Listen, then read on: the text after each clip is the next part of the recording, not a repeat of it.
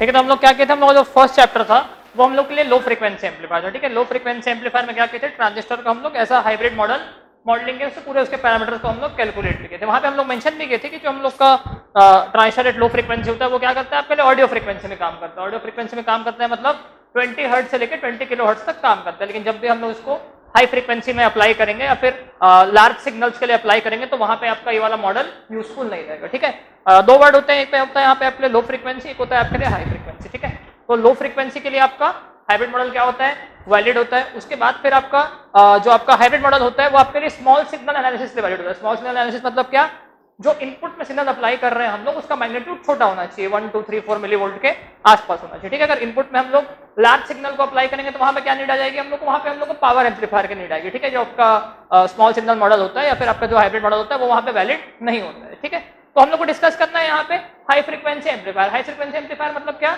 Transistor का behaviour आपके high frequency में कैसा होने वाला है, तो ये हमको यहाँ पे डिस्कस करना है। ठीक है, तो पहले क्या करता हूँ मैं आपके लिए एक गेन फ्रीक्वेंसी प्लॉट करता हूँ मैं। ठीक है, गेन फ्रीक्वेंसी प्लॉट ड्रॉ करता हूँ ट्रांजिस्टर का।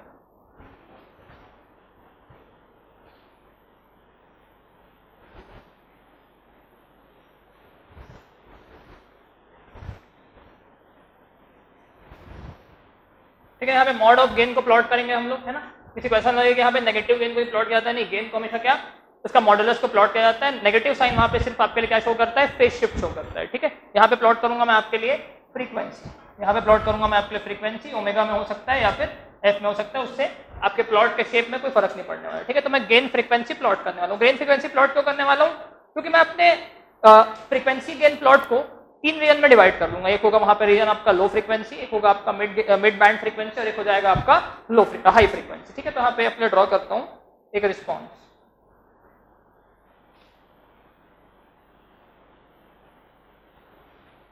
तो लगभग एक ऐसा रिस्पॉन्स बनता है हमारे ट्रांजिस्टर के एक एम्पलीफायर का गेन और फ्रीक्वेंसी के बीच में, लगभग हमको एक ऐसा प्लॉट देखने को मिलता है। ठीक है, ये क्या है आपका एक प्रैक्टिकल ट्रांजिस्टर का प्लॉट है। ये क्या है आपके लिए एक प्रैक्टिकल ट्रांजिस्टर का प्लॉट है, मतलब क्या एक प्रैक्टिकल सर्किटरी का प्लॉट ऐसे बनता है। ठीक है, लेकिन मैं एक आइडियल ट्रांजिस्टर की बात करूं जहां पे हम लोग आइडियल केस मानेंगे तो वहां पे हमारे लिए प्लॉट कुछ इस तरीके से बनना चाहिए, जो मैं आपके लिए डॉटेड लाइन से शो किया।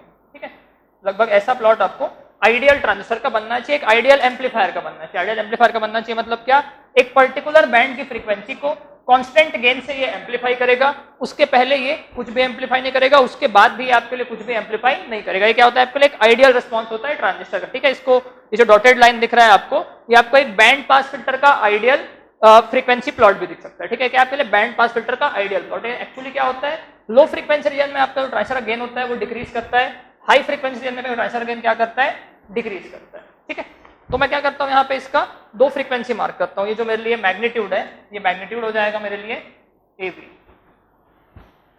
ये हो जाएगा मेरे लिए गेन, ये हो गया मेरे लिए क्या, गेन AB। लेकिन ये कौन सा गेन है, ये जो हाईएस्ट गेन है, जो मिड बैंड में आपको गेन मिल रहा है, उस गेन का ये क्या है आपके लिए मैग्नीट्यूड है। ठीक है, इसके बाद क्या करता हूं मैं इसका 3dB नंबर लेता हूं। इसका 3dB नंबर ले तो क्या हो जाएगा मेरे लिए ये AB अपॉन √2, या फिर इसको हम लिख सकते हैं 0.707 टाइम्स ऑफ AB, ऐसा भी इसको हम लोग यहाँ पे लिख सकते हैं आपके। ठीक है, तो इसके करस्पॉन्डिंग जो फ्रीक्वेंसी आई है, इसके करस्पॉन्डिंग जो फ्रीक्वेंसी आई है, इसको हम लोग बोलते हैं FL। इसको हम लोग क्या बोलते हैं, FL मतलब लोअर 3dB फ्रीक्वेंसी, इसको हम लोग बोलते हैं आपके लिए FH मतलब हायर 3dB फ्रीक्वेंसी। ठीक है, इन दोनों के डिफरेंस को अक्सर हम लोग क्या बोलते हैं आपके लिए, बैंड विड्थ बोलते हैं। इन दोनों के डिफरेंस को हम लोग क्या बोलते हैं, बैंड विड्थ बोलते हैं। ठीक, अब आपको दिख रहा होगा कि इस पर्टिकुलर ट्रांजिस्टर में आपको 3 रीजन दिख रहा है, इसको मैं 3 रीजन में क्लासीफाई करता हूँ। ठीक है, जो ये वाला रीजन है मेरे लिए, इसको मैं आपके लिए बोलता हूँ लो फ्रीक्वेंसी रीजन, इसको मैं बोला आपके लिए लो फ्रीक्वेंसी रीजन। ठीक है, इसके बाद जो आपको दिख रहा है ये वाला जोन, इसको मैं बोलूंगा आपके लिए मिड फ्रीक्वेंसी रीजन। ये हो गया आपके लिए मिड फ्रीक्वेंसी रीजन। ठीक, ये हो गया मिड फ्रीक्वेंसी रीजन। ठीक है, इसके बाद जो रीजन है इसको मैं बोलूंगा आपके लिए हाई फ्रीक्वेंसी। इसको क्या बोलूंगा मैं आपके लिए, हाई फ्रीक्वेंसी रीजन।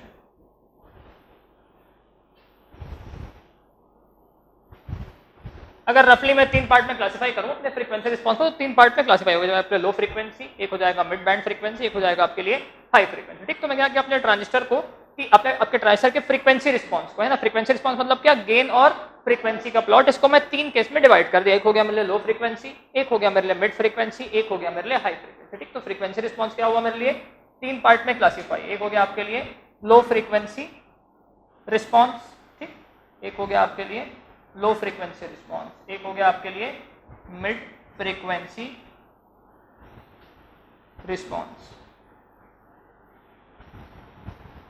एक हो गया आपके लिए हाई फ्रीक्वेंसी रिस्पॉन्स, ठीक, हाई फ्रीक्वेंसी रिस्पॉन्स।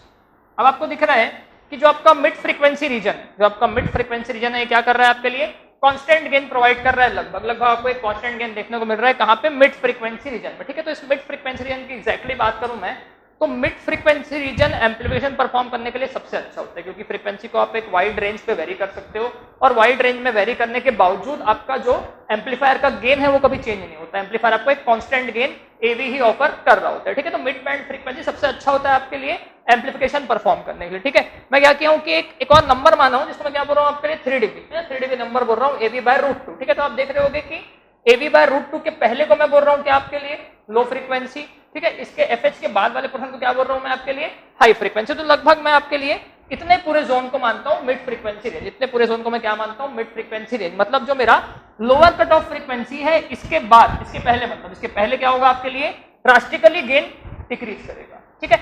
जो आपका हाई फ्रीक्वेंसी वाला पॉइंट है, इसके बाद आपका गेन ड्रास्टिकली डिक्रीज करेगा, लेकिन यहाँ पे लगभग मैं इसको कांस्टेंट गेन ही मान के चल रहा हूँ, ठीक है। तो अगर मुझको एम्प्लीफिकेशन परफॉर्म करना है ट्रांजिस्टर की हेल्प से, ठीक है, तो मैं क्या करने वाला हूँ, अपने ट्रांजिस्टर को मिड फ्रीक्वेंसी रीजन में ही रखने वाला हूँ, क्योंकि यहाँ पे क्या होगा, कभी भी आपके गेन की वैल्यू चेंज नहीं होगी। अगर आपकी गेन की वैल्यू चेंज नहीं होगी, इसका मतलब क्या है, जो आपके एसी पैरामीटर से, गेन तो आपका एसी पैरामीटर में आता है ना, तो आपका एसी पैरामीटर एक वाइड रेंज ऑफ फ्रीक्वेंसी के लिए लगभग कांस्टेंट है, ठीक है।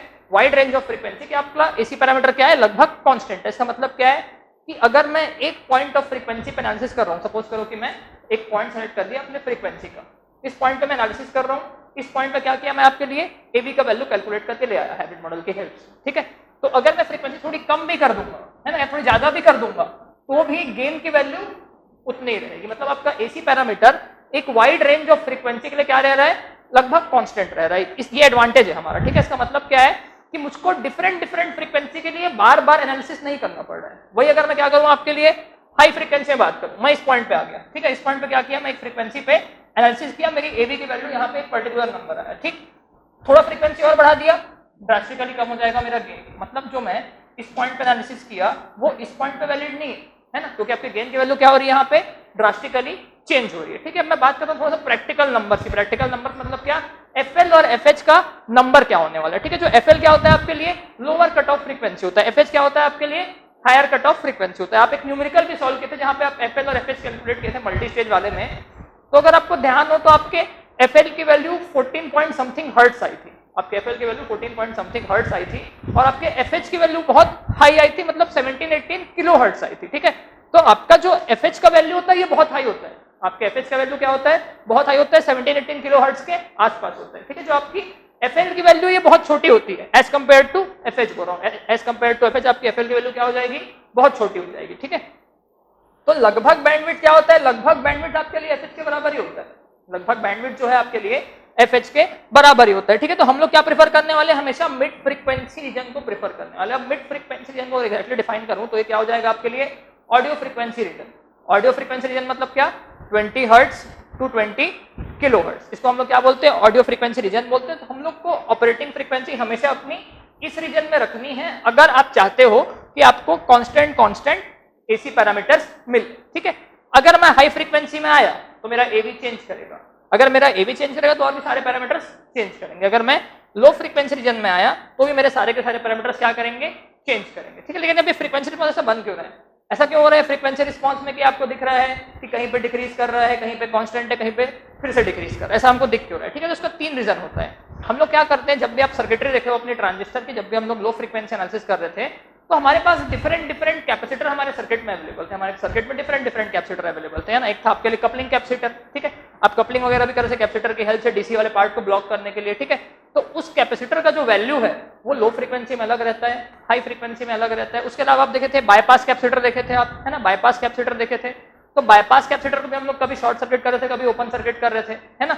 लेकिन ये सब पॉसिबल कब है, ये सब आपके लिए लो और मिड फ्रीक्वेंसी रीजन में पॉसिबल है शॉर्ट सर्किट या ओपन सर्किट करना। अगर आप एकदम ही हाई फ्रीक्वेंसी रीजन में चल दोगे तो क्या करेगा, आपके लिए फाइनाइट इंपेडेंस ऑफर करेगा। वो क्या करेगा, आपके लिए एक फाइनाइट इंपेडेंस ऑफर करेगा। उन कैपेसिटर के इफेक्ट की वजह से आपको दिखता है कि जो आपका यहाँ पे आपको दिख रहा है ये डिक्रीज होता हुआ, इसका रीजन क्या है, इसका रीजन है कपलिंग कैपेसिटर का रिएक्टेंस। इसका रीजन क्या है, कपलिंग कैपेसिटर का रिएक्टेंस। क्योंकि कपलिंग कैपेसिटर का रिएक्टेंस की वजह से क्या होता है, आपको ये अचानक से फॉल दिखता है। मैं इस तरफ वाले फॉल की बात करूं तो इसका रीजन होता है ट्रांजिस्टर के इंटरनल कैपेसिटेंस। इसके बारे में पढ़े नहीं होगे तक आप, है ना। आपको ट्रांजिस्टर का पूरा इंटरनल कैपेसिटेंस आपको यहाँ पे देखना है कि ट्रांजिस्टर का बिहेवियर क्या होने वाला है, ठीक है। तो इस पर्टिकुलर सेक्शन में हम लोग क्या करने वाले हैं, इस पर्टिकुलर सेक्शन में हम लोग ट्रांजिस्टर को हाई फ्रीक्वेंसी में लेके जाने वाले हैं। हमको कंफर्म मालूम है कि वहां पे हमारा हाइब्रिड नंबर काम नहीं करने वाला। अगर हमारा हाइब्रिड नंबर काम नहीं करने वाला है मतलब क्या, आपके लिए आपका हाइब्रिड मॉडल इनवैलिड हो जाएगा। आपके लिए आपका हाइब्रिड मॉडल क्या हो जाएगा, इनवैलिड हो जाएगा। हमको एक नया मॉडल लगाना पड़ेगा, हमको वहां पे नए नए पैरामीटर्स लाने पड़ेंगे, उसको हम लोग बोलेंगे आपका हाई फ्रीक्वेंसी एम्पलीफायर, ठीक है। ये डायग्राम ड्रॉ करो सबसे पहले। Ideally frequency response of amplifier frequency response of amplifier should be flat. Ideally frequency response of amplifier should be flat over entire range of frequency, as shown by dotted lines.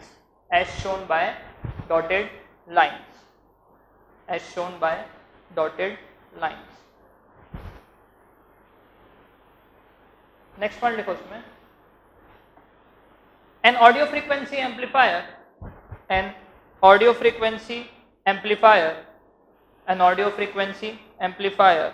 amplifies all audio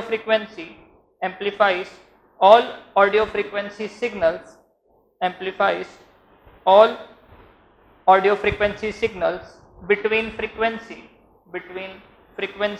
20 Hz to 20 kilohertz equally, between frequency 20 Hz to 20 kilohertz equally, with same voltage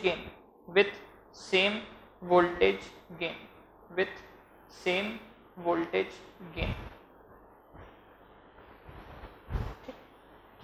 तो कोई भी आपको frequency response के ऊपर question पूछे तो आपको सबसे पहले डिवाइड करना आना चाहिए कि आपका जो फ्रीक्वेंसी रिस्पांस होता है वो आपके लिए इस तरीके से 3 सेक्शन में डिवाइड होता है, ठीक है। हम अभी तक जो भी एनालिसिस कर रहे थे वो हम लोग अपने मिड फ्रीक्वेंसी रीजन के लिए कर रहे थे। हम लोग इसलिए कर रहे थे मिड फ्रीक्वेंसी रीजन के लिए। बट नेक्स्ट क्वेश्चन आता है कि इतना शार्प डिक्रीज हम लोग को देखने को क्यों मिलता है, इतना शार्प डिक्रीज हम लोग को अपने फ्रीक्वेंसी रिस्पांस में देखने के लिए किस लिए मिलता है, ठीक है। तो ये जानना हम लोग के लिए इंपॉर्टेंट है। नंबर क्या है, AV/√2, ये जानना भी हम लोग के लिए इंपॉर्टेंट है। जब भी हम लोग ट्रांजिस्टर की बात करते हैं तो हम लोग ट्रांजिस्टर में क्या करते हैं, कभी भी हम लोग कलेक्टर करंट, कलेक्टर वोल्टेज, ये सब के लिए कंसर्न नहीं रहते हैं, ठीक है। वो सब हमारा क्या रहता है, वो सब हमारा ट्रांजिस्टर का बाइसिंग वाला पार्ट है। कलेक्टर करंट निकालना, बेस करंट निकालना, एमिटर करंट निकालना, है। ट्रांजिस्टर एक्टिव रीजन में है कि सैचुरेशन रीजन में है कि कट ऑफ रीजन में, ये सब हमारा डीसी वाला पार्ट होता है। यहाँ पे हमारा पूरा का पूरा एसी वाला पार्ट होता है। हम लोग डे 1 से एसी इक्विवेलेंट सर्किट ही ड्रॉ कर रहे हैं। डे 1 से हम लोग क्या कर रहे हैं, आपके लिए एसी इक्विवेलेंट सर्किट ही ड्रॉ कर रहे हैं, ठीक है। तो अगर मैं बात करूं आपका कि आपको लो फ्रीक्वेंसी रीजन में डिप देखने को क्यों मिलता है, ठीक है। तो लो फ्रीक्वेंसी रीजन में अगर आप डिप की बात करो तो इसके लिए रिस्पॉन्सिबल है आपके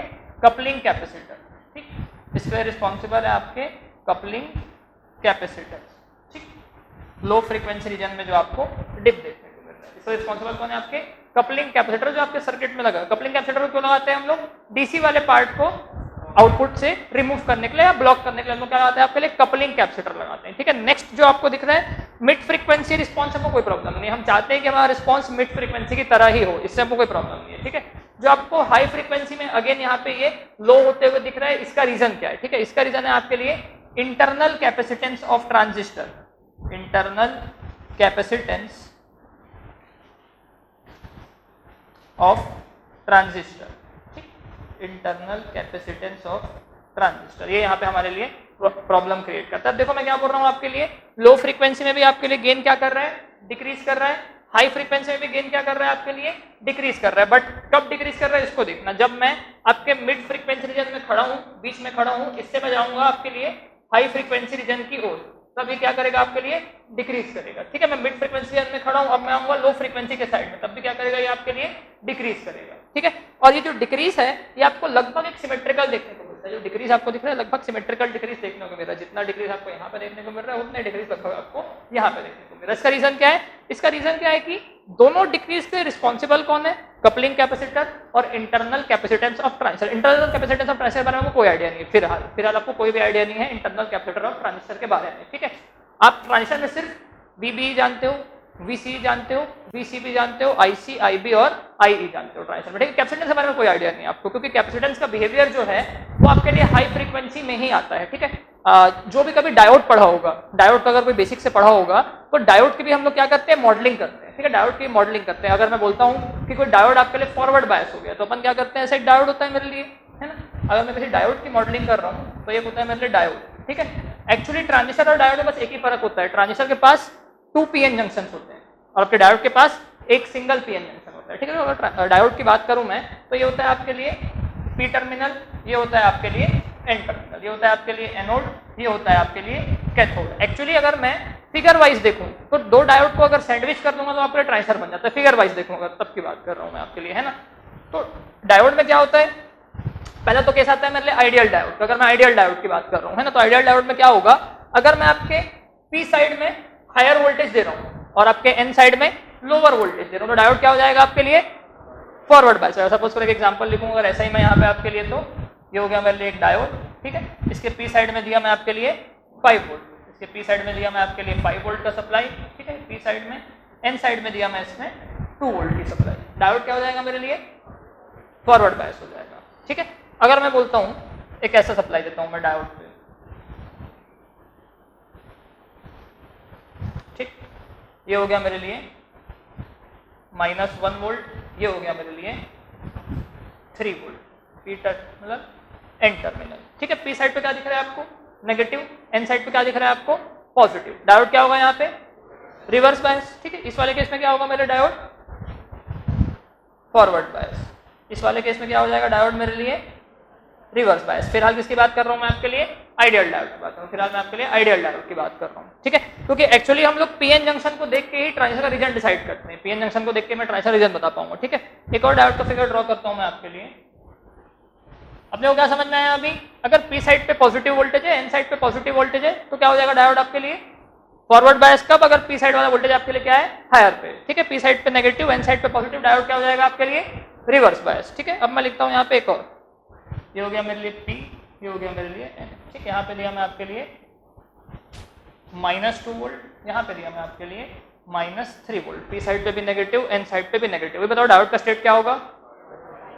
क्या होगा ये? क्यों? क्योंकि यहाँ पे हायर वोल्टेज कहाँ पे? P टर्मिनल पे, ठीक है। लोअर वोल्टेज कहाँ पे आपके लिए? N टर्मिनल पे, ठीक है। तो अगर डायोड का मैं फॉरवर्ड बायस और रिवर्स बायस का इक्विवेलेंट सर्किट ड्रॉ करूं तो, है ना, अगर मैं फॉरवर्ड बायस की बात करूं, इसमें आइडियल डायोड आपके लिए कंसीडर कर रहा हूं, आइडियल डायोड इफ कंसीडर कर रहा हूं, ठीक है। आइडियल डायोड, आइडियल डायोड का मतलब क्या होता है? आइडियल डायोड का मतलब क्या होता है? जीरो इंपेडेंस ऑफर करता है। आइडियल डायोड मतलब क्या? जीरो इंपेडेंस ऑफर करता है, जीरो कट इन वोल्टेज होता है। कट इन वोल्टेज मतलब क्या? मिनिमम जो वोल्टेज रिक्वायर्ड रहता है ऑन होने के लिए क्या होता है? जीरो। मतलब क्या?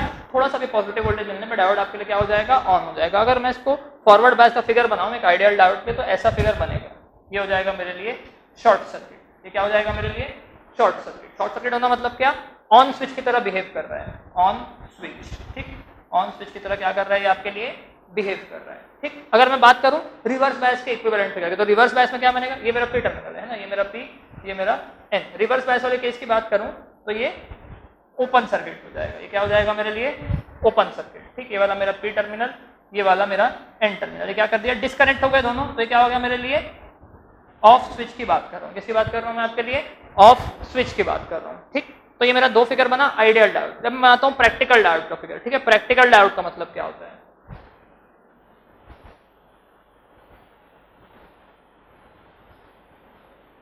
प्रैक्टिकल डायोड का मतलब ये होता है, आप डायोड ज्यादा मत सोचना, आप सिर्फ सोचना यहाँ पे PN जंक्शन। आप क्या सोचोगे यहाँ पे? PN junction. एक PN जंक्शन के बारे में मैं डिस्कशन कर रहा हूँ, क्योंकि ट्रांजिस्टर क्या है मेरे? ट्रांजिस्टर मेरे पास दो PN जंक्शन होते हैं, ठीक। तो अब मैं क्या बोल रहा हूँ आपके लिए? मैं प्रैक्टिकल डायोड की बात करता हूँ। प्रैक्टिकल डायोड मतलब क्या हो जाएगा आपके पास? ये जीरो पॉजिटिव वोल्टेज से ऑन नहीं होगा। अगर सिर्फ पॉजिटिव वोल्टेज मिलने से क्या होगा? ये ऑन नहीं होगा। अगर सिलिकॉन का बना हुआ PN जंक्शन है तो ये 0.7 वोल्ट लेने के बाद ऑन होगा। अगर ये आपके जर्मेनियम से बना हुआ PN जंक्शन है तो आपके 0.3 वोल्ट लेने के बाद ऑन होगा, ठीक है। तो अगर मैं एक प्रैक्टिकल डायोड की बात करूं तो पहला तो ये क्या करेगा मेरे लिए 0.7 वोल्ट का सप्लाई वोल्टेज लेगा, मिनिमम इसको इतने वोल्टेज की रिक्वायरमेंट है ऑन होने के लिए। और जब फॉरवर्ड बायस होगा तो आइडियली क्या हो रहा है, आइडियली ये आपके लिए 0 ओम रेजिस्टेंस ऑफर कर रहा है, आइडियली क्या कर रहा है आपके लिए 0 ओम रेजिस्टेंस ऑफर कर रहा है ऑन होने के बाद, लेकिन प्रैक्टिकली क्या करेगा आपके लिए एक स्मॉल रेजिस्टेंस ऑफर करेगा ये ऑन होने के बाद। तो ऐसा एक फिगर बनेगा आपके ऑन डायोड का प्रैक्टिकल केस में, ये हो जाएगा आपके लिए RF। ये क्या हो जाएगा आपके लिए RF मतलब क्या, फॉरवर्ड बायस रेजिस्टेंस। इसकी वैल्यू अक्सर बहुत छोटी होती है, 2-3-4 ओम से आसपास होती है, क्योंकि फॉरवर्ड बायस में डायोड आपके लिए मिनिमम रेजिस्टेंस ऑफर करता है, आइडियल केस में आपके लिए 0 ओम ऑफर करता है। ठीक है, अगर मैं आपके लिए बात करूं एक रिवर्स बायस कंडीशन की, तो रिवर्स बायस कंडीशन में डायोड बनेगा आपके लिए सिंपल एक रजिस्टर, इस रजिस्टर को मैं बोलूंगा आपके लिए RR यहाँ पे होता है क्या आपका रिवर्स बायस रेजिस्टेंस, RR क्या होता है आपके लिए रिवर्स बायस रेजिस्टेंस। ठीक है, मैं अभी फिर डायोड पीएन जंक्शन एक ही चीज दोनों, डायोड और पीएन जंक्शन क्या है सेम चीज होती है। ठीक है, तो ये क्या कर रहा है मेरे लिए एक रिवर्स बायस रेजिस्टेंस ऑफर कर रहा है रिवर्स बायस वाले केस में। आइडियली क्या कर रहा है डायोड आपके लिए रिवर्स बायस वाले केस में इनफाइनाइट ओम का रेजिस्टेंस ऑफर कर रहा है, क्या कर रहा है आपके लिए इनफाइनाइट ओम का रेजिस्टेंस ऑफर कर रहा है। ठीक है, और प्रैक्टिकल केस में क्या कर रहा है आपके लिए बहुत हाई रेजिस्टेंस ऑफर कर रहा है जिसकी वैल्यू RR है, किसमें आपके लिए मेगा ओम में। ठीक, अब अगर मैं बोल रहा हूं कि यहाँ पे मैं हर जगह आपके लिए डीसी सप्लाई की बात कर, डीसी सप्लाई की बात करता मतलब क्या फ्रीक्वेंसी आपके लिए 0 थी, फ्रीक्वेंसी क्या थी आपके लिए 0 थी। अगर फ्रीक्वेंसी 0 होती है तो क्या होता है आपके पास जो आपका कैपेसिटर का बिहेवियर होता है, ये क्या होता है आपके लिए XC = 1/2 पाई FC। ठीक है, क्या होता है आपके लिए 1/2 पाई FC। अगर फ्रीक्वेंसी 0 है मतलब क्या डीसी की बात कर रहा हूं मैं, फ्रीक्वेंसी 0 है मतलब क्या मैं डीसी की बात कर रहा हूं। ठीक है, तो आपके कैपेसिटर की वैल्यू कितनी जाती है इनफाइनाइट, कैपेसिटर कितना इंपीडेंस ऑफर करता है आपको इन्फिनिटी। इसका मतलब क्या होता है कैपेसिटर हो जाता है आपके लिए ओपन सर्किट, कैपेसिटर क्या होता है आपके लिए हमेशा ओपन सर्किट हो जाता है। ठीक है, मतलब कैपेसिटर आपके लिए कभी भी डीसी वाले वैल्यू पे तो एग्जिस्ट करता ही नहीं। जब भी आप डीसी वोल्टेज दोगे तो कैपेसिटेंस आपके लिए हमेशा ओपन सर्किट रहेगा, ओपन सर्किट रहेगा मतलब आपके नेटवर्क में दिखेगा ही नहीं वो आपके लिए। ठीक है, लेकिन जब आपके पास सप्लाई होती है फाइनाइट फ्रीक्वेंसी की, मतलब आपके पास अगर फ्रीक्वेंसी 0 नहीं होगी तो क्या होगा यहाँ पे 0 नहीं आएगा, यहाँ पे 0 नहीं आएगा, यहाँ पे एक फाइनाइट नंबर आएगा। जब फाइनाइट नंबर आएगा तो कैपेसिटर क्या करेगा आपके लिए एक पर्टिकुलर इंपेडेंस ऑफर करेगा, एक पर्टिकुलर आपके लिए इंपेडेंस ऑफर करेगा। मतलब जहाँ पे मुझको डायोड के इक्विवेलेंट सर्किट की बात करनी है ना, तो डायोड का इक्विवेलेंट सर्किट कुछ इस तरीके से बनेगा उस केस में। ठीक, ये हो जाएगा मेरे लिए कैपेसिटर, ये हो जाएगा मेरे लिए कट इन वोल्टेज, ये हो जाएगा मेरे लिए RF। ठीक है, ये हो गया मेरे लिए कैपेसिटर जिसकी वैल्यू पहले इंफिनिटी थी, इस कारण मुझको ये ओपन सर्किट दिख रहा था। अब इसकी वैल्यू इंफिनिटी नहीं, अब तो ये फाइनाइट वैल्यू ऑफर करेगा जब मैं AC की बात कर रहा हूँ। ठीक है, तो ये क्या हो जाएगा मेरे लिए, ये हो जाएगा मेरे लिए कट इन वोल्टेज। ठीक है, और ये हो जाएगा मेरे लिए RF। अब आपको ध्यान से दिखे तो पीएन जंक्शन जो मेरे लिए सब बिहेव कर रहा था, डायोड मतलब क्या एक पीएन जंक्शन सब मेरे बिहेव कर रहा था एक सप्लाई वोल्टेज और एक रेजिस्टेंस की तरह ही बिहेव कर रहा था, चाहे वो रिवर्स बायस हो चाहे वो ओपन सर्किट आपके लिए फॉरवर्ड बायस हो। ठीक है, आपके लिए क्या कर रहा था ऐसे ही आपको एक फिगर दिखा जहाँ पे रेजिस्टेंस और सप्लाई वोल्टेज ही इन्वॉल्व था। लेकिन हाई फ्रीक्वेंसी पे क्या हुआ, हाई फ्रीक्वेंसी में किसी भी फ्रीक्वेंसी पे क्या हुआ आपके लिए एक फाइनाइट फ्रीक्वेंसी पे एक कैपेसिटर आ गया, आपके लिए क्या आ गया एक कैपेसिटर आ गया। ये कैपेसिटर क्या कर रहा है, ये कैपेसिटर आपको पैरेलल में दिख रहा है, ये कैपेसिटर आपको कहां दिख रहा है पैरेलल में दिख रहा है। पैरेलल में दिख रहा है मतलब क्या कैपेसिटर यहाँ पे शंटिंग इफेक्ट प्रोवाइड कर रहा है, कैपेसिटर यहाँ पे शंट में लगा हुआ है, पैरेलल में लगा हुआ है। अगर शंट या पैरेलल में लगा हुआ है तो अगर मैं बात करूं बहुत ज्यादा हाई फ्रीक्वेंसी की, ठीक है, अगर मैं बात करता हूं आपके लिए जो आपकी फ्रीक्वेंसी की वैल्यू है ये आपके लिए क्या है हाई है या फिर मैं बोलूं आइडियल केस में इंफिनिटी है, आइडियल केस में आपके लिए क्या है फ्रीक्वेंसी इंफिनिटी है। ठीक, तब क्या होगा आपके साथ जो आपके XC की वैल्यू होगी ये क्या हो जाएगी आपके लिए लो हो जाएगी, आइडियल केस में आपके लिए 0 हो जाएगी, लो हो जाएगी, आइडियल केस में क्या हो जाएगी 0 हो जाएगी। लेकिन ये C कहां पे लगा हुआ है शंट में लगा हुआ है, C कहां पे लगा हुआ है आपके लिए शंट में लगा हुआ है। जब भी दो इंपेडेंस पैरेलल में लगते हैं तो उनका इक्विवेलेंट क्या होता है आपके लिए छोटे वाले वैल्यू के आसपास होती है। ठीक है, और एक्चुअली इसकी वैल्यू बहुत स्मॉल है, एक्चुअली XC की वैल्यू क्या है हाई फ्रीक्वेंसी में, क्योंकि मैं तो हाई फ्रीक्वेंसी में लेकर जाने वाला हूं ट्रांजिस्टर को, इसकी वैल्यू क्या है बहुत ही स्मॉल है, बहुत ही स्मॉल है। मतलब क्या ये सीवियरली इफेक्ट करने वाला है आपके इंपेडेंस को, क्योंकि पैरेलल में अगर मैं कितना भी हाई वैल्यू ऑफ रेजिस्टेंस हो 1 मेगा ओम हो 5 मेगा ओम हो 10 मेगा ओम हो, अगर मैं उसके पैरेलल में 1 ओम लगा दिया, अगर उसके पैरेलल में 1 ओम लगा दिया तो क्या हो जाएगा वो 10 मेगा ओम भी लगभग 1 मेगा ओम की तरह बिहेव करेगा, उनका इक्विवेलेंट बहुत छोटा इंपेडेंस ऑफर करेगा। ये क्यों हो रहा है, क्योंकि हाई फ्रीक्वेंसी वाले केस में फाइनाइट फ्रीक्वेंसी वाले केस में आपके लिए कैपेसिटर पैरेलल में आता है एक पीएन जंक्शन के, और ये प्रोवाइड करता है आपके लिए शंटिंग इफेक्ट, जो आपके इनपुट इंपेडेंस को क्या कर देता है, बहुत ही कम कर देता है, किसी भी इंपेडेंस को बहुत आपके लिए कम कर देता है। जब इंपेडेंस कम होता है तो क्या दिखता है आपको, हमेशा गेन का वैल्यू डिक्रीज करता हुआ दिखता है, हमेशा गेन का वैल्यू क्या दिखता है आपको, डिक्रीज करता हुआ दिखता है। तो ये कपलिंग कैपेसिटर और आपके लिए क्या बोलते हैं, इंटरनल कैपेसिटर ऑफ ट्रांजिस्टर का फंक्शन है, जहां पे आपको शंटिंग इफेक्ट दिखता है ना। शंटिंग इफेक्ट की वजह से क्या होता है, आपको हमेशा फ्रीक्वेंसी रिस्पॉन्स ऐसा डिप करता हुआ दिखता है एक बैंड के बाद, ठीक है। तो मिड फ्रीक्वेंसी बैंड के पहले या मिड फ्रीक्वेंसी बैंड के बाद हमेशा आपको क्या दिखेगा, ये डिप करता हुआ दिखेगा, ठीक है। तो ये आपका थोड़ा सा बेसिक था कि आपको कैपेसिटर कैसे अफेक्ट करता है। इंटरनल कैपेसिटर मैं लेके आया नहीं हूं, कुछ देर बाद आपके लिए फिगर में इंटरनल कैपेसिटेंस भी आएगा, ठीक है। नोट करो उसको, इसको हम लोग बोलते हैं शंटिंग इफेक्ट, ठीक है, इसको हम लोग बोलते हैं shunting effect. In low frequency region, in low frequency region, in low frequency region, the gain or output voltage, the gain or output voltage decreases, the gain or output voltage decreases due to increase in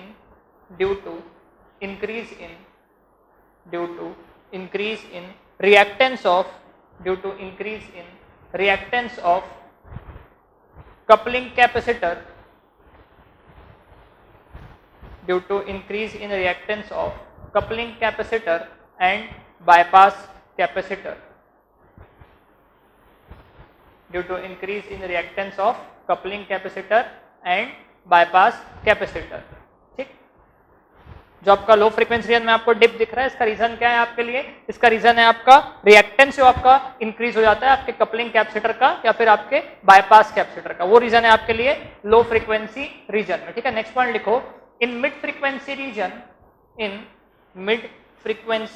region, gain and output voltage, in mid frequency region gain and output voltage remains constant, gain and output voltage remains constant, ठीक। in mid frequency region gain and output voltage remains constant। Third point लिखो, in high frequency region, the output voltage or gain will decrease, due to transistors internal capacitance, due to transistors internal capacitance, due to transistor internal capacitance or stray capacitance, stray capacitance, stray capacitance, due to transistors internal capacitance and stray capacitance, ठीक है। तो अपन क्या किया, आपके लिए तीन part में classify किया अपने फ्रीक्वेंसी रिस्पांस को, और हम लोग देखें यहाँ पे कि हम लोग का हाई फ्रीक्वेंसी और लो फ्रीक्वेंसी रीजन में हमको डिप दिखता है, ठीक है, गेन में या फिर आउटपुट वोल्टेज में डिप दिखता है। गेन या आउटपुट वोल्टेज वर्ड क्यों यूज कर रहा हूँ, क्योंकि गेन क्या होता है मेरे लिए, output voltage upon input voltage, मतलब gain is directly proportional to output voltage, ठीक है। एक थोड़ा सा आपका बेसिक क्वेश्चन हो सकता है कि अगर एक पीएन जंक्शन से डायोड बन जाता है और दो पीएन जंक्शन को सैंडविच करने से ट्रांजिस्टर क्यों नहीं बनता, है ना। तो अगर देखो आप ऐसा, आपके लिए एक पीएन जंक्शन है, ये हो गया आपके लिए पी टर्मिनल, ठीक, ये बना दिया मैं आपके लिए पी, और ये हो गया आपके लिए एन, ठीक है, ये हो गया पी टर्मिनल, ये हो गया मेरे लिए एन टर्मिनल, ये क्या है मेरे लिए डायोड है, ये क्या है मेरे लिए डायोड है, ठीक है। अगर एक ट्रांजिस्टर का फिगर ड्रॉ करूं बेसिक में आपके लिए, तो ऐसा बनता है आपके लिए ट्रांजिस्टर का फिगर,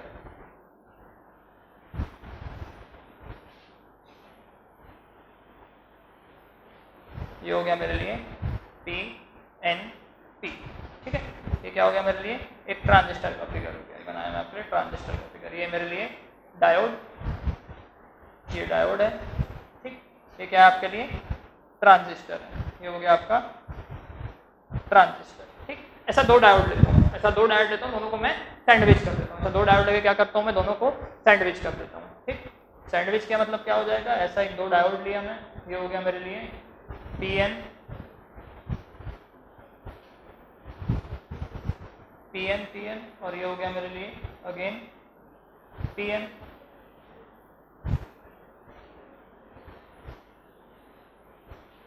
ठीक, दोनों को सैंडविच किया तो ऐसा बना मेरे लिए पी, ये हो गया मेरे लिए एन, ये हो गया मेरे लिए पी। दो पी एन जंक्शन आ गए मेरे पास, दो पी एन जंक्शन आ गए। दो पी एन जंक्शन आ गया मतलब क्या, देखो ये मेरा फर्स्ट जंक्शन है, ये वाला मेरा फर्स्ट जंक्शन है, किसका फिगर है लेकिन डायोड का। इसके अलावा कोई और जंक्शन नहीं है यहाँ पे, पी एन जंक्शन यहाँ पे कोई और नहीं है। यहाँ पे आपके पास दो जंक्शन है, ये हो गया मेरा फर्स्ट जंक्शन, ये हो गया मेरा सेकेंड जंक्शन। तो टू जंक्शन जहाँ पे रहते हैं, जहाँ पे two P N junction exist करते हैं, जहाँ पे दो पी एन सेमीकंडक्टर्स मिलते हैं, उसको हम लोग क्या बोलते हैं, जंक्शन बोलते हैं। तो यहाँ पे एक जंक्शन है, यहाँ पे आपके पास दो जंक्शन है। ठीक, जो आपके लिए थर्ड लास्ट फिगर ड्रॉ किया हूँ, क्या किया हूँ, दो ट्रांजिस्टर यहाँ पे कंबाइन कर दिया मैं, है ना, दो डायोड पे यहाँ पे कंबाइन कर दिया। तो ये बना मेरे लिए जंक्शन J1, ये बन गया मेरे लिए जंक्शन J2। ठीक है, तो क्या ये मेरे लिए ट्रांजिस्टर का फिगर बना है क्या, लास्ट वाला ट्रांजिस्टर है क्या, लास्ट वाला मेरे ट्रांजिस्टर नहीं है। ठीक है, दो डायोड को सैंडविच करने से कभी भी ट्रांजिस्टर नहीं बनता। जैसे कि मतलब यहाँ पे क्या किया हूँ मैं, दो डायोड को ऐसा कनेक्ट कर दिए, ये मेरे लिए दो डायोड कनेक्ट हो गया, दो डायोड मेरे लिए सैंडविच हो गया। ठीक है, इसको बोल रहा हूँ मैं आपके लिए कलेक्टर, इसको बोल रहा हूँ मैं एमिटर, इसको बोल रहा हूँ मैं बेस। ये मेरे लिए क्या बन गया, दो डायोड को सैंडविच किया। तो ऐसा फिगर बन रहा है, बिल्कुल स्ट्रक्चर वाइज हमको दो जंक्शन देखने को मिल रहे हैं। मगर लास्ट वाला फिगर मेरे लिए क्या है, लास्ट वाला फिगर मेरे लिए ट्रांजिस्टर नहीं। इसका रीजन क्या है कि एक ट्रांजिस्टर में आपके बेस की विड्थ सबसे कम होती है। एक ट्रांजिस्टर में आपकी बेस की विड्थ क्या होती है, सबसे कम होती है, ताकि रिकॉम्बिनेशन हो सके, आपके इलेक्ट्रॉन का और होल का रिकॉम्बिनेशन हो सके। ठीक है, अगर मैं दो डायोड को सैंडविच कर दूंगा तो डायोड में क्या होता है, दोनों आपके जो विड्थ होते हैं ये आपके लिए कंपेरेबल विड्थ होते हैं, ये आपके लिए क्या होते हैं, कंपेरेबल विड्थ होते हैं। जब मैं इसको ऐसे दो डायोड को कंबाइन कर दूंगा तो सबसे ज्यादा विड्थ मेरे लिए बेस का ही बनेगा, सबसे ज्यादा विड्थ मेरे लिए क्या बनेगा, बेस का ही बनेगा। तो केमिकली ये आपके लिए डायोड की तरह बिहेव नहीं कर पाएगा, केमिकली आपके लिए ट्रांजिस्टर की तरह बिहेव नहीं कर पाएगा, क्योंकि आपका जो बेस विड्थ होता है वो बहुत ही ज्यादा आपके लिए बढ़ जाता है। ठीक है, दो डायोड को कंबाइन करने से बेस विड्थ बहुत ही ज्यादा बढ़ जाता है। और ट्रांजिस्टर में रीजन क्या होता है, ट्रांजिस्टर में आपके बेस का विड्थ ही सबसे कम होना चाहिए, कलेक्टर और एमिटर का विड्थ लगभग बराबर होता है, लेकिन आपके जो बेस का विड्थ होता है वो सबसे कम होता है एक ट्रांजिस्टर में। ऐसा फिगर हमारे लिए ट्रांजिस्टर की तरह बिहेव नहीं कर सकता, ये हमारे लिए एम्प्लीफिकेशन एक्शन भी परफॉर्म नहीं कर सकता है। ठीक है, तो आपको पता रहे कि स्ट्रक्चर वाइज सेम दिखता है, स्ट्रक्चर वाइज सेम दिखता है, मगर केमिकली आपके लिए ट्रांजिस्टर की तरह बिहेव नहीं कर सकता। ठीक, नोट कर लो उसको भी। When two diodes are sandwiched, when two diodes are sandwiched structurally, when two diodes are sandwiched structurally they might look like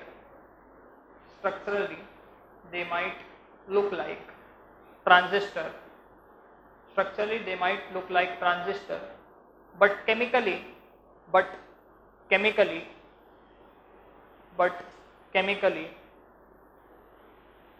they will not behave, but chemically they will not behave like transistor, but chemically they will not behave like transistor, because base width is increased, because base width is increased, in fact it is larger than collector and emitter width, in fact it is larger than collector and emitter width, but actually base width should be minimum,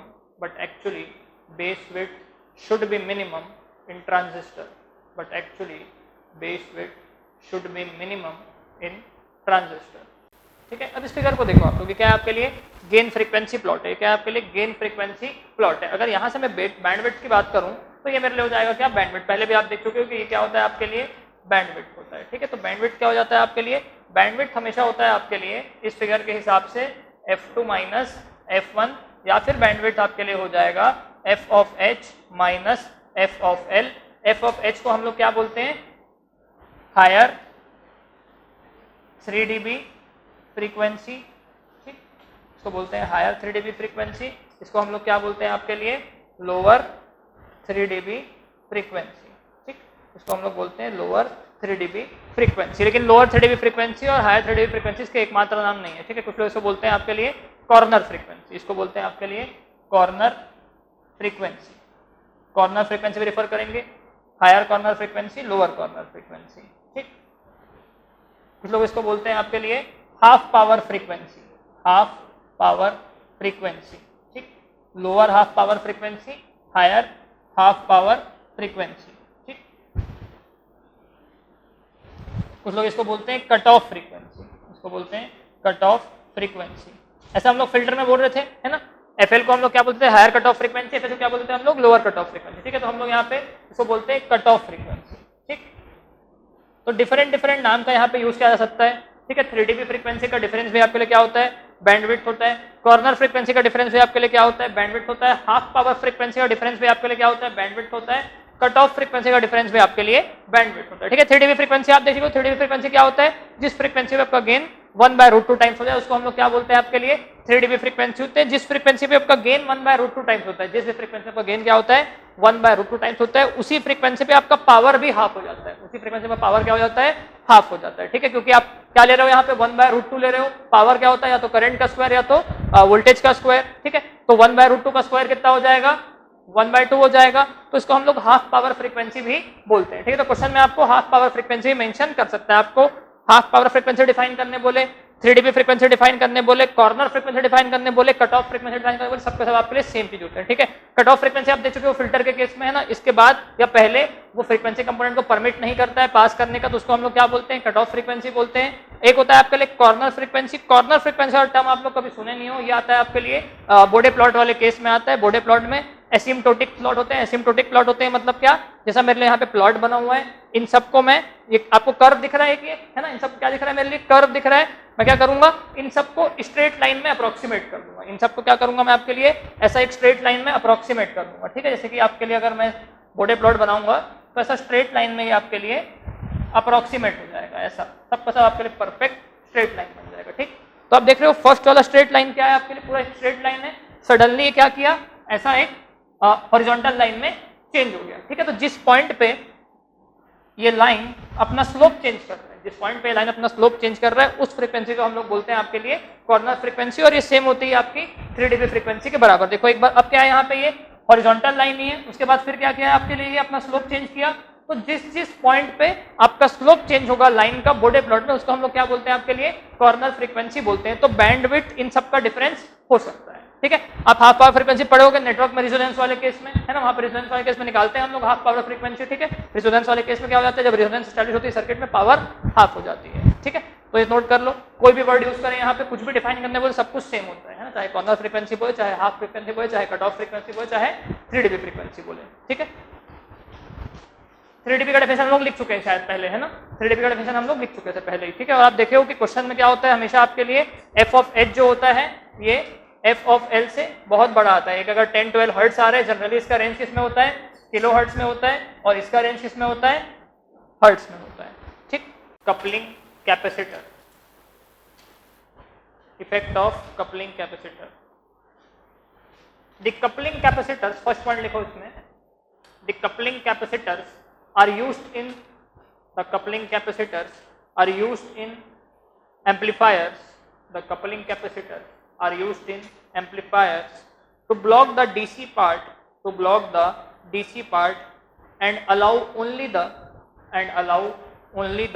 DC part of signal and allow only the AC part of signal and allow only the AC part of signal to pass through, AC part of signal to pass through the output of amplifier, to pass through output of amplifier.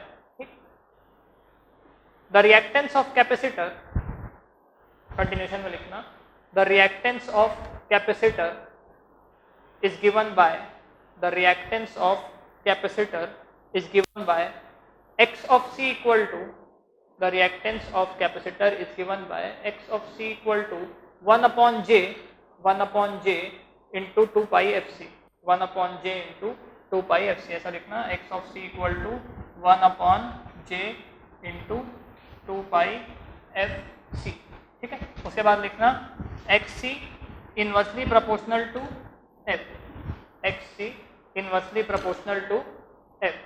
Next point लिखना, the capacitive reactance will increase with the capacitive reactance will increase with decrease in frequency. The capacitive reactance will increase with decrease in frequency and will decrease with and will decrease with and will decrease with increase in frequency and will decrease with increase in frequency. Therefore, next point लिखना, therefore coupling capacitor will offer very low reactance. Therefore coupling capacitor will offer very low reactance in mid and high frequency region. Therefore coupling capacitor will offer very low reactance at mid and high frequency region and can be replaced by short circuit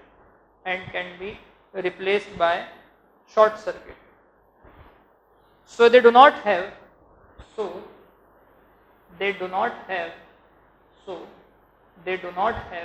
any effect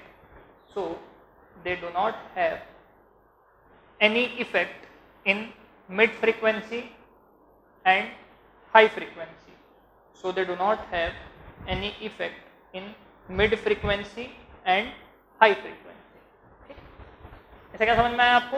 जो आपका coupling capacitor होता है वो आपके लिए mid frequency region में या high frequency region में क्या हो जाता है? शॉर्ट सर्किट हो जाता है. शॉर्ट सर्किट हो जाता है मतलब क्या? मैं सिर्फ बात कर रहा हूँ कपलिंग कैपेसिटर की, है ना, मैं बाईपास कैपेसिटर की बात नहीं कर रहा हूँ. अगर बाईपास कैपेसिटर शॉर्ट सर्किट होगा तो क्या हो जाएगा आपके लिए? वो आरई को भी शॉर्ट सर्किट कर देगा, है ना. लेकिन अगर कपलिंग कैपेसिटर शॉर्ट सर्किट हो जाएगा तो क्या हो रहा है उससे आपका जो आपका इनपुट सप्लाई है वो डायरेक्टली ट्रांजिस्टर के बेस में जा रहा है, जो आपका आउटपुट सप्लाई है वो डायरेक्टली कलेक्टर से कनेक्ट हो जा रहा है. इस कारण कपलिंग कैपेसिटर क्या करता है? मिड फ्रीक्वेंसी रीजन में और हाई फ्रीक्वेंसी रीजन में क्या हो जाता है आपके लिए? शॉर्ट सर्किट की तरह बिहेव करता है और यहाँ पे कोई इफेक्ट नहीं डालता है, क्योंकि यहाँ पे तो क्या कर रहा है वो जो उसका काम था वही कर रहा है, वो डीसी वाले पार्ट को ब्लॉक कर रहा है, एसी वाले पार्ट को पास कर रहा है. ठीक है, वैसे भी मिड फ्रीक्वेंसी रीजन में या हाई फ्रीक्वेंसी रीजन में कोई भी ये इफेक्ट नहीं डाल रहा है. रीजन क्या है? जो भी आपका कपलिंग कैपेसिटर होता है हमेशा वो सीरीज में कनेक्टेड रहता है. कपलिंग कैपेसिटर क्या होता है आपके लिए? सीरीज में कनेक्टेड रहता है. तो यहाँ पे अगर शॉर्ट सर्किट हो जा रहा है मतलब क्या कर रहा है आपके लिए? वो कनेक्शन कर रहे हैं, वो सिर्फ यहाँ पे कनेक्शन कर रहा है और कोई भी इंपेडेंस ऑफर नहीं कर रहा है. ठीक है, लेकिन अगर पैरेलल में कोई कैपेसिटर है वो शॉर्ट सर्किट हो जाएगा तो क्या हो जाएगा? उसके पैरेलल के सारे एलिमेंट शॉर्ट सर्किट हो जाएंगे, तो वहां पे वो इफेक्ट डालेगा. इस कारण आपको क्लियर रहे कि कपलिंग कैपेसिटर हमेशा कनेक्टेड रहता है सप्लाई के साथ सीरीज में या फिर आपका आउटपुट के साथ सीरीज में. तो वो क्या करता है? कनेक्ट करता है, बस आउटपुट और सप्लाई को हमेशा वो कनेक्ट करता है. ठीक है, इस कारण कोई इफेक्ट नहीं डाल पाता मिड फ्रीक्वेंसी रीजन में या फिर आपके हाई फ्रीक्वेंसी रीजन में. नेक्स्ट पॉइंट लिखो, in low frequency reason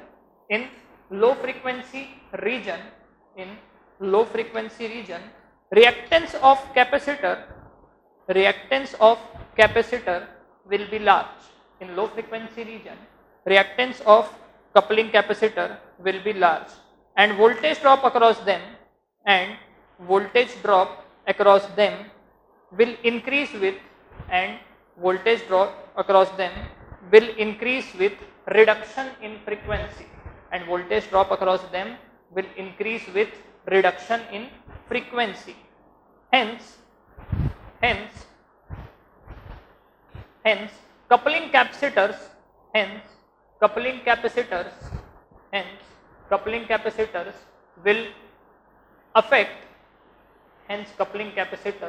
will affect voltage gain and other AC parameters. Hence coupling capacitors will affect voltage gain and other AC parameters. ठीक है, AC parameters मतलब क्या? Voltage gain, current gain, input impedance, output impedance. ठीक है, इसको क्या करेगा? यहाँ पे अफेक्ट कर डालेगा. क्लियर हुआ सबको? ठीक है, इस कारण क्या लिखा था मैं आपके लिए? लो फ्रीक्वेंसी रीजन में जो आपको डिप दिख रहा है उसके रिस्पॉन्सिबल कौन है? कपलिंग कैपेसिटर है. ठीक है, तो आपको पूरा कपलिंग कैपेसिटर का इफेक्ट लिखना है तो आपको ये सारे पॉइंट वहां पे मेंशन करने हैं. ठीक है, नेक्स्ट इंपॉर्टेंट चीज क्या है यहाँ पे? अगर मैं एक फिगर ड्रॉ करूँ जहाँ पे मैं कपलिंग कैपेसिटर का यूज कर रहा हूँ, है ना, मैं यहाँ पे अभी तक बाईपास कैपेसिटर की बात नहीं कर रहा हूँ. ठीक है, मैं बाईपास कैपेसिटर की बात नहीं कर रहा हूँ, सिर्फ कपलिंग कैपेसिटर की बात कर रहा हूँ. ठीक है, तो इस फिगर में क्या करूंगा मैं आपके लिए? सिर्फ कपलिंग कैपेसिटर का दिखाऊंगा. ठीक है, बाईपास कैपेसिटर यहाँ पे ड्रॉ मैं नहीं करूंगा.